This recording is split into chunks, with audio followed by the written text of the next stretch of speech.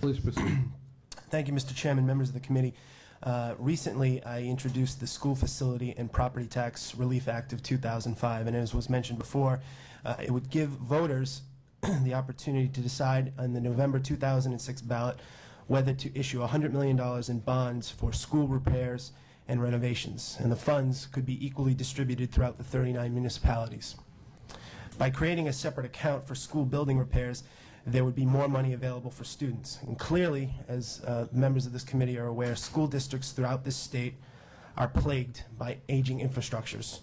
And at the local level, budgets are being stretched just to cover the costs like new books, supplies, investments in technology, and lowering the student-teacher ratio just to provide students with the best education possible. It's my opinion, Mr. Chairman and members of this committee, that the bond is the right way to go to help pay for school repairs and renovations.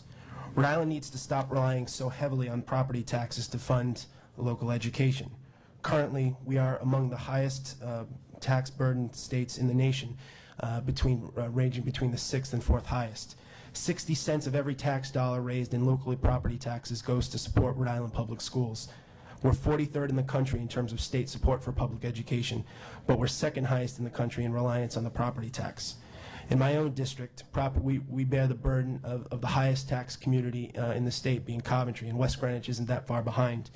But this isn't a matter of just raising more money. Rhode Island ranks 7th in the nation in per pupil spending at $10,258 per student in the fiscal year 2004 budget.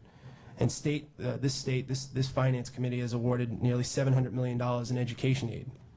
It's a matter of directing the money into the proper channels, while at the same time lowering the property tax burden on our residents.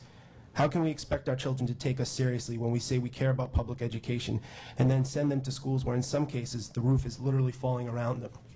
And at this time, Mr. Chairman, I would like to pass out, this is just an example of one school in my district, the Hopkins Hill Elementary School. I'll provide copies for the members of the committee, where, as I said, the roof literally is falling down. And each year, our school committees and town councils wrestle with laundry lists of things that need to get done in their particular schools.